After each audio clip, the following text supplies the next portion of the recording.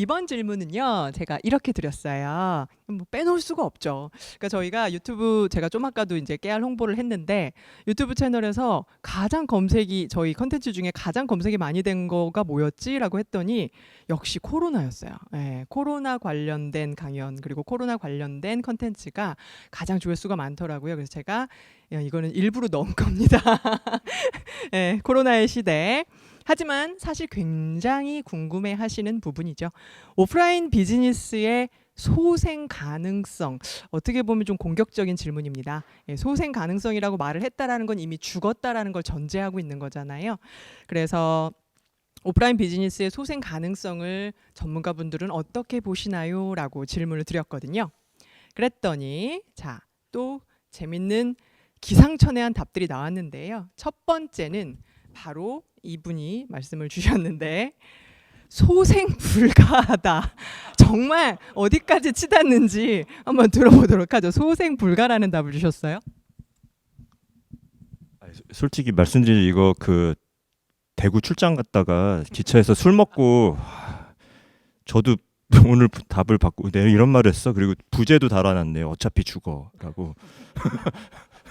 그게 그러니까 이게 정확히 말씀드리자면 사실 모든 데이터는 이제 그 오프라인 비즈니스의 죽음을 말하고 있고, 사실 막 검색도 막 해봤었어요. 기차에서 해봤는데 아마존의 그 제프 베조스가 오프라인 브랜딩을 런칭하면서 89%의 구매는 여전히 오프라인에서 일어난다라고 하면서 했는데, 약간 농락하는 거 아닌가. 그 얘기는 몇 년 사이에 11%가 줄고 매년 2%씩 깎이는데, 이건 결국 죽음을 향해 모든 데이터가 가고 있어서 생각을 한 거는, 그러니까 소생이라는 걸 있던 거를 살리는 거잖아요. 근데 오프라인이 아까 그 대표님도 죽지는 않는다 그랬는데, 저는 기존의 게 그러니까 이 의미는 완전히 죽어 버리고, 그러니까 뭐 있긴 있겠죠. 있긴 있는데 오히려 전혀 다른, 예전의 오프라인이 아닌 말만 그 방식만 오프라인이고 실제로는 정체라든가 그 본질은 전혀 다른 새로운 게 그 지금의 그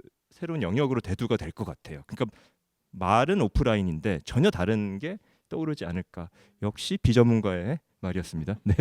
거기 이제 적용을 하시면 아, 그렇군요. 그러니까 소생 불가라고 이제 굉장히 강하게 말씀은 하셨지만, 어차피 죽는다라는 것이 기존의 방법은 죽을 것이고 전혀 새로운 것이 탄생할 것이다라는 의미로 해석을 하면 될 것 같습니다. 두 번째, 저 이 대답 되게 좋았어요. 두 번째 대답은 달은 차면 기우는 법이고 술잔은 비면 채우는 법이다. 굉장히 포이틱한 대답을 해주셨는데요.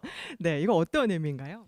어 약간 그런 것 같아요. 예전에 닷컴이 한참 이슈가 됐을 때 닷컴이 뭔지도 모르는데 일단 다들 홈페이지부터 만드셨던 것 같아요. 그 당시에 수없이 많은 홈페이지 개발 회사들이 정말 급성장을 했죠. 그런데 지금 시대도 거기에 전조에 도달한 것 같아요. 사실 저희는 코로나 수혜주라 조심스럽긴 한데, 왜냐하면 저희는 원래는 아예 공간을 만들 생각이 없었어요.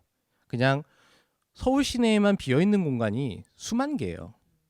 건물이 통으로 비어 있는 건물 여전히 많습니다. 그래서 원래는 그냥 노마드처럼 이사를 다니는 매장을 만들어야겠다라고 했는데, 건물주 설득을 한 3번 하다가 포기를 했어요. 내려놓는 게 빠르겠다.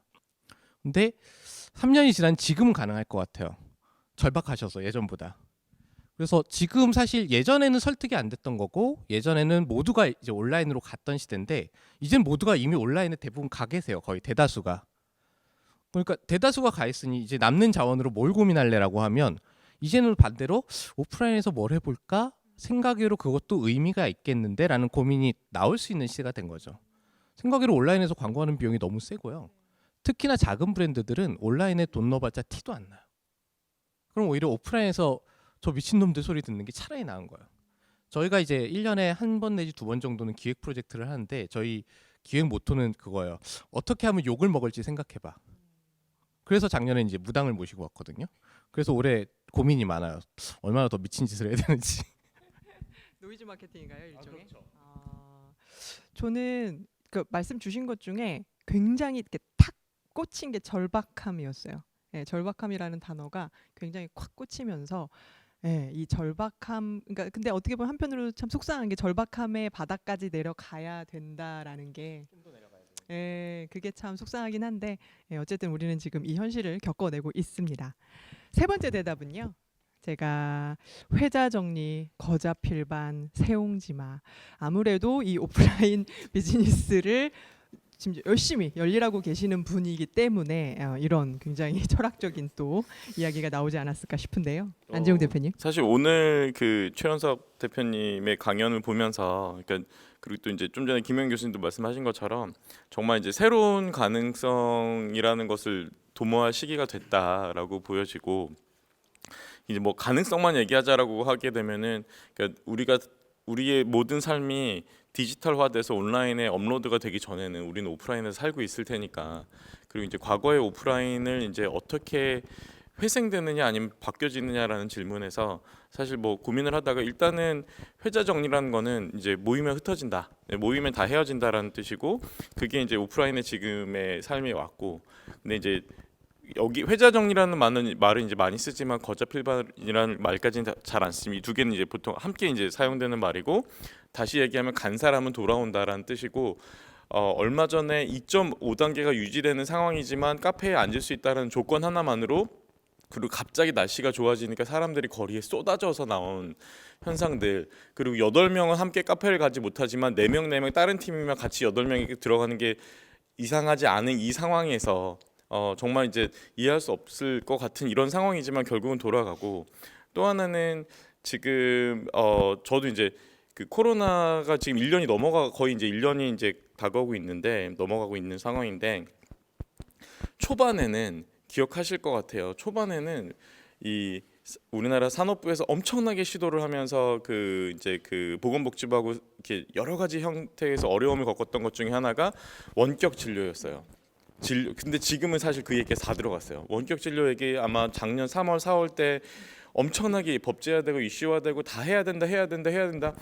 근데 열어봤더니 결국은 병원 서비스라는 것이 사람들에게 있어서 진단이 중요한 게 아니에요. 물론 진단도 중요하죠. 진단도 중요하지만 그 이후에 훨씬 더 많은 것이 수반되는 게 케어잖아요.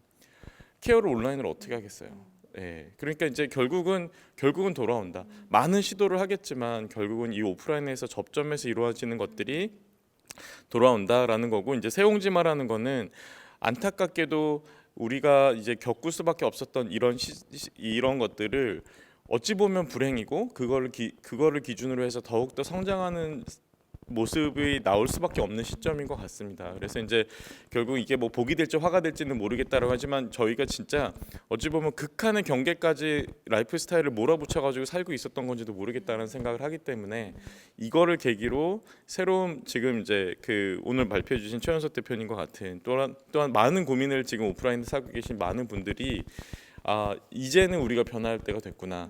아마 제 생각에 가장 먼저 변했으면 좋겠다라고 하는 게 그 오프라인 공간의 계약서인 것 같아요.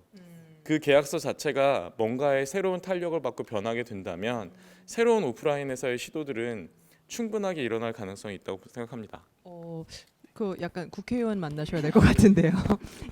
발언을 하셔야 될 것, 제언을 하셔야 될 것 같은데, 네, 그 회자 정리, 거자 필반, 세옹지마로 설명을 해주셨는데, 지금 접점 말씀을 하셨어요. 예, 맞아요. 그러니까 이 아까 보면 대면성이 굉장히 높은 산업이 있죠. 아까 말씀하신 것처럼 케어는 온라인으로 해줄 수가 없다. 우리 머리 자르는 거 못 하잖아요, 온라인으로. 그러니까 대면성이 특별히 높고 대체성은 낮은 그런 산업들은 아무래도 이제 다시 제자리를 찾고 오프라인 공간은 다시 소생을 할 수 있을 것이다라고 보는 것이 맞을 텐데, 접점이라는 말씀을 주셨는데 나건 교수님께서 마지막 대답에 바로 이 접점 말씀을 해주셨어요. 총 접점 시간에 불변의 법칙이 있기 때문이다라고 말씀을 해주셨거든요. 제가 소생이라는 단어가 정확한 뜻을 몰라갖고 찾아봤더니 이게 다시 살아남. 그래서 죽은 자의 부활과는 달리 잠시 끊어졌던 숨을 다시 쉼이 소생이더라고요. 그러니까 어떻게 보면 그 오프라인이 들어가는 그 건물은 소생일 것 같아요. 근데 거기 있던 오프라인 스토어나 이런 것들은 부활을 해야 되는 그런 상황인 것 같아요. 근데 그 제가 이제 총 접점 시간 불변의 법칙 이렇게 얘기한 거는 결국은 이제 뭐 오늘 최 대표님 말씀도 이제 그런 얘기고 오프라인의 역할이 바뀌고 그러면서 이제 존경과 기대 뭐 그런 말씀하셨는데 이제 저희 때는 오프라인이 없었으니까 다 그 온라인이 없었으니까 오프라인에서 100% 하다가 이제 극도의 온라인을 경험을 하지만 그럼에도 불구하고 오프라인에 갈 수 있는 찬스가 생겼을 때 사람들이 마구 몰려가서 그 즐기는 거를 보면 결국은 우리가 어떤 의사결정을 하고 실제 어떤 구매가 이루어지는 전체 과정을 보면 거기서 사람들이 접할 수 있는 오프라인의 기회와 온라인의 접점의 모든 것은 불변하고 일정하다. 그러니까 온라인이 많아도 결국 오프라인이 어느 정도 있어야 되고 오프라인이 아무리 많아도 온라인이 어느 정도에 채워서 그 두 개의 합은 항상 일정하다. 그래서 저희들이 이제 보통 이제 자식들 키우다 보면 이제 애들이 이렇게 사춘기 때 속썩이냐 그런 얘기하면 그 흔히 이제 부모들이 총질할 불변의 법칙 그 얘기 하거든요. 그래서 질량의 지금 법칙. 이렇게 하면 나중에 다 걱정하지 말아라 그런 얘기를 많이 하는데 그 이제 그런 의미에서 이제 총 접점 시간 불변의 법칙 이렇게 얘기를 했습니다. 네, 저도 그 질량의 법칙 왠지 그게 떠올랐었는데 맞았군요.